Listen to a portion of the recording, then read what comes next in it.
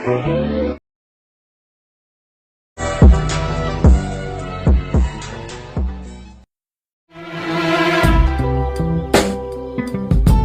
Yeah, yeah, yeah.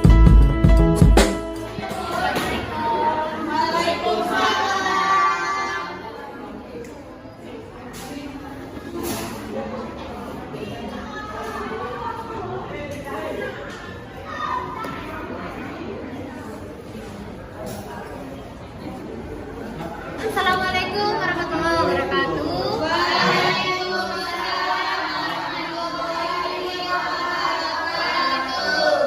Selamat pagi anak-anak.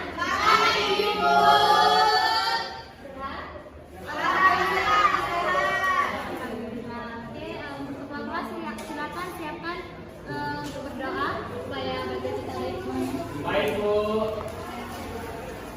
kepada semuanya, sebelum pembelajaran dimulai, marilah kita berdoa menurut agama dan kepercayaan kita masing-masing. Berdoa dimulai.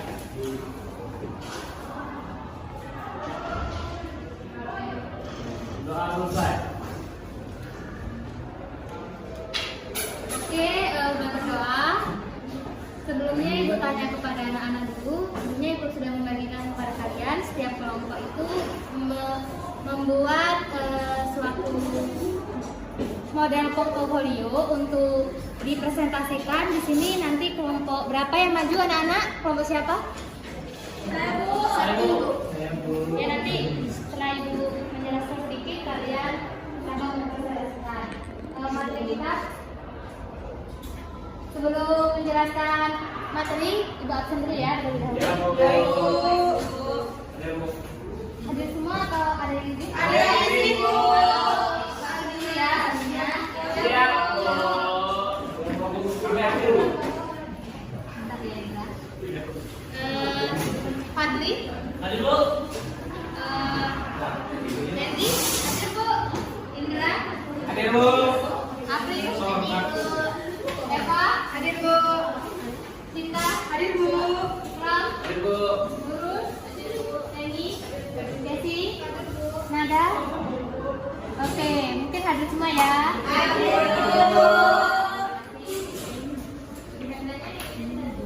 Siapa yang izin? Ada Ardian Bu izin Bu Sakti. Sakti. Bu. BPD ya. Ya Bu. Saya Bu. Oke, topik kita pada hari ini yaitu alumni makna negara dan mengembangkan cita-cita Pancasila. Sini kita tanya dulu kepada kalian, siapa yang bisa menjawab pasti Pancasila itu apa? Saya Bu. Silakan. Yang bisa menjawab tunjukkan. Saya Bu. Silakan Indra. Baik, terima kasih Bu. Mungkin duduk saja ya. Pancasila menurut saya adalah 5 butir ideologi Indonesia yang ada sejak zaman dahulu. Mungkin itu Bu. Yang lain apakah bisa dijawab? Ya silakan.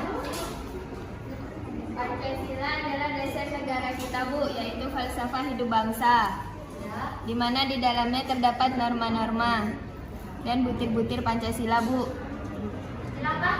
Berarti Saya Bu, silakan Rika. menurut saya Pancasila itu pedoman bangsa kita buat berkehidupan berbangsa dan bernegara. Kan Indonesia banyak sekali ragam budaya, ragam agama, sehingga itu tuh buat sebagai mempersatukan kita, Bu. Kekayaan akan perbedaan. Oke, terima kasih kepada anak-anak. Nah, di sini saya sedikit menjelaskan kepada kalian tentang Pancasila. Pancasila artinya berasal dari bahasa Sanskerta yang artinya panca dan sila. Panca artinya 5, sila itu artinya prinsip.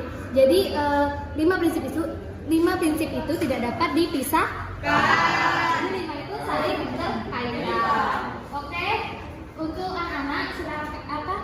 Kalau saya menjelaskan, tolong silent ya, diam. Lambang negara kita, lambang negara Indonesia adalah Garuda.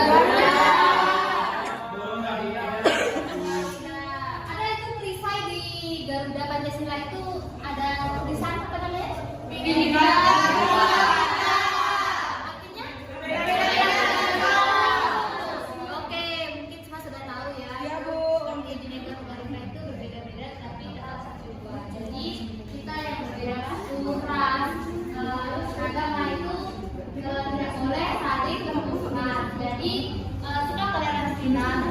teman-teman itu haruslah kuat.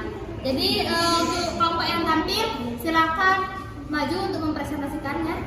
Untuk teman-teman menyimak ya, jangan ada yang ribut. Baik, Bu. Untuk kelompok yang sudah maju silakan Ibu silakan pada kalian untuk mempresentasikan hasil dari diskusinya. Baik, Assalamualaikum warahmatullahi wabarakatuh. Baik,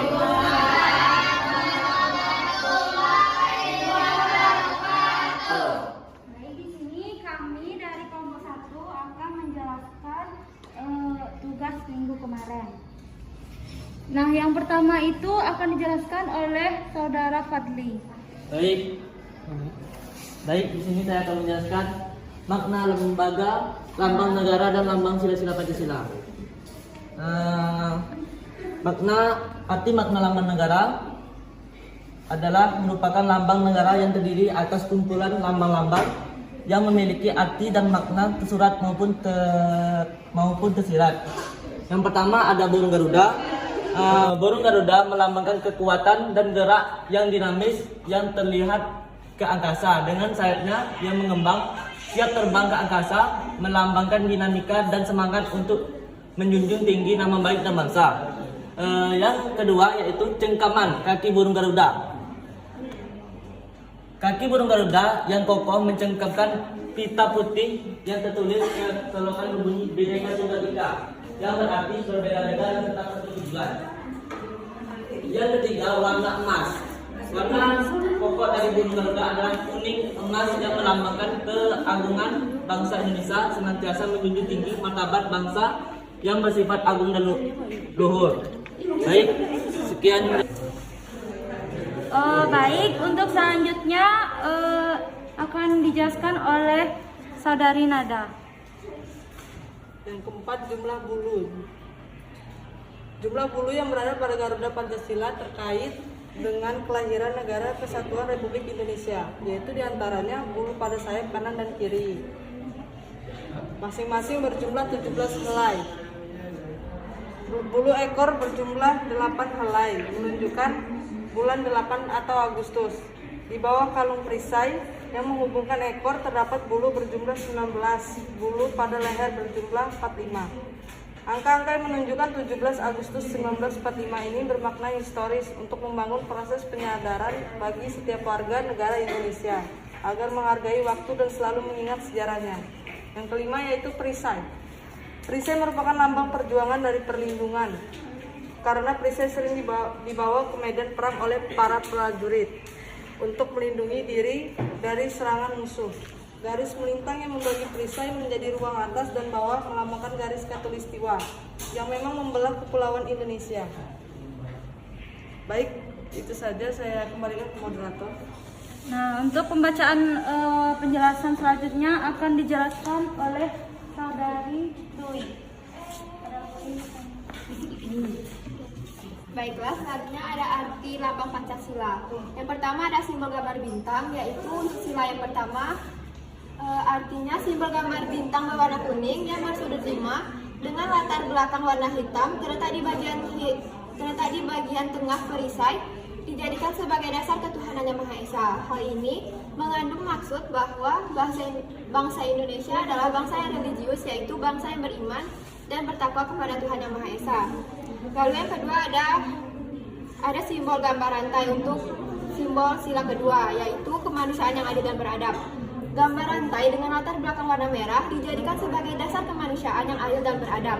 Simbol gambar ini dijadikan sebagai lambang sila kedua dari Pancasila. Rantai yang berjumlah 17 dan saling bersambung menyambung, tidak terputus, ini melambangkan generasi penerus turun-temurun. Lalu simbol untuk sila ketiga, dikit-dikit deh.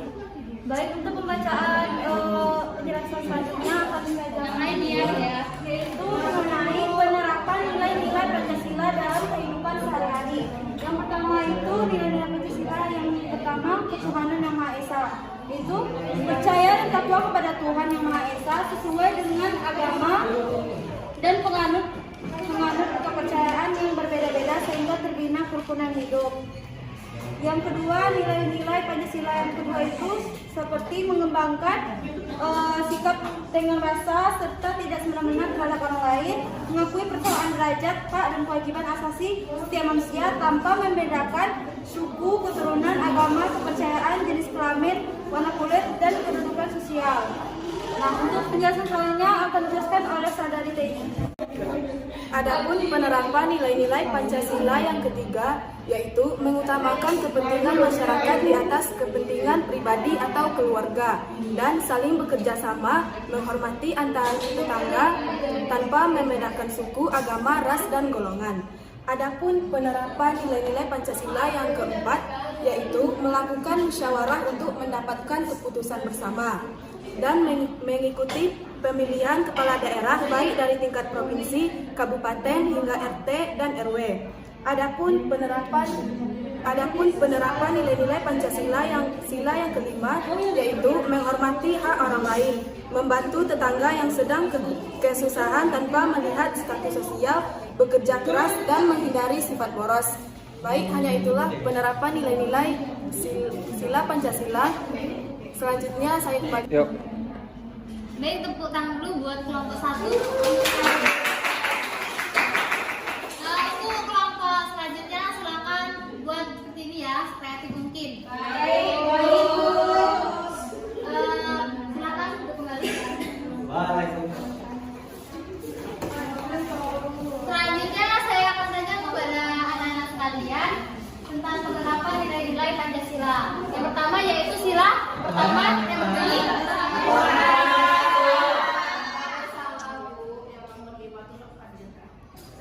Untuk saya puji coba jelasin penerapan ketuhanan yang Maha Esa itu dalam kehidupan sehari-hari seperti apa? Beriman kepada Tuhan, Bu. Menghargai.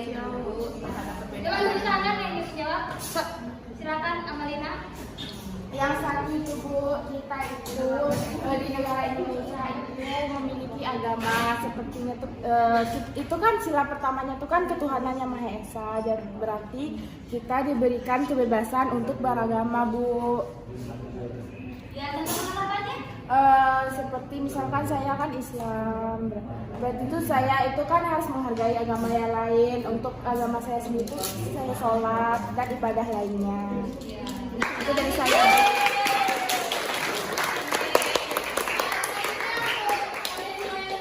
Kemanusiaan yang adil. Oke, siapa yang tahu silakan.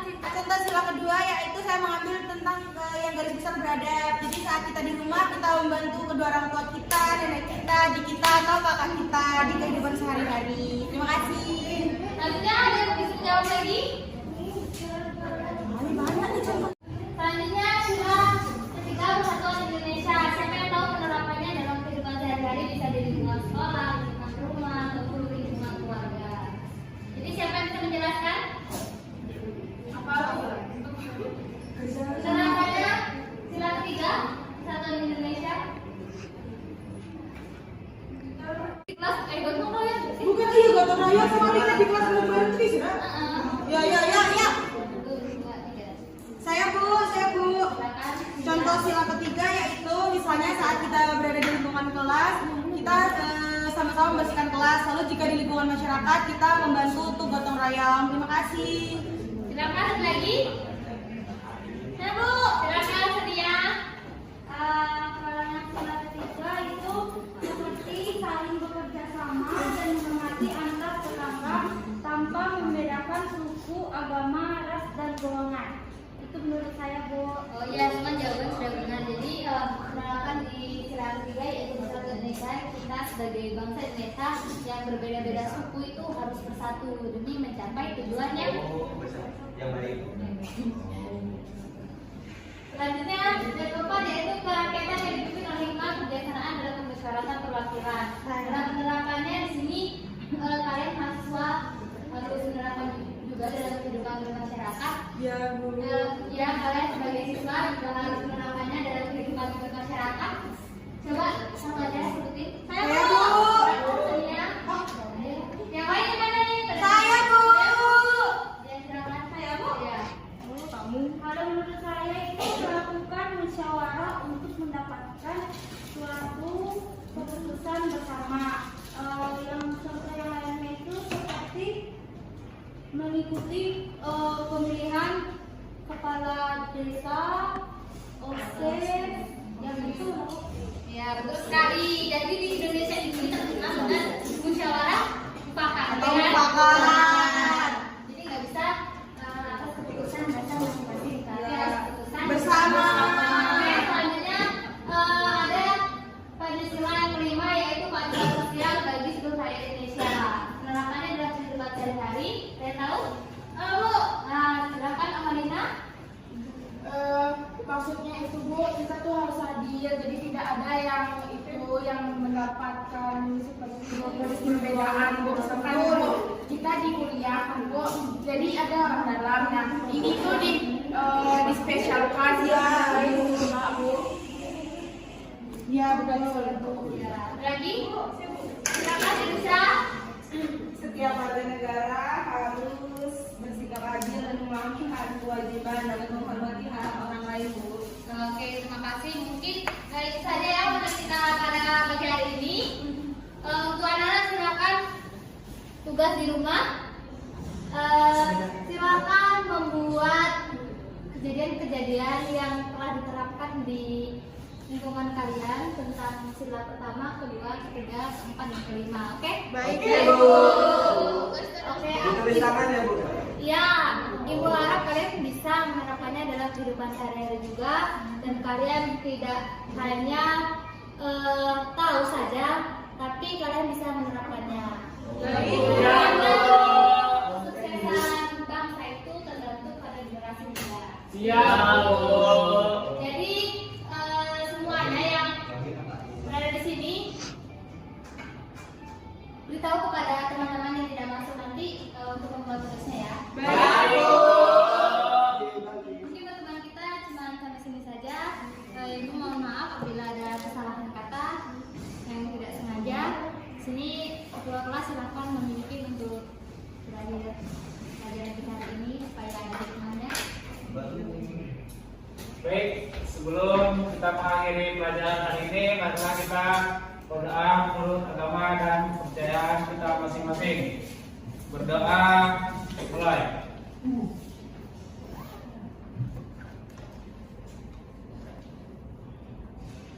Berdoa, selesai. Baik, terima kasih atas perhatiannya. Saya Adi. Wassalamualaikum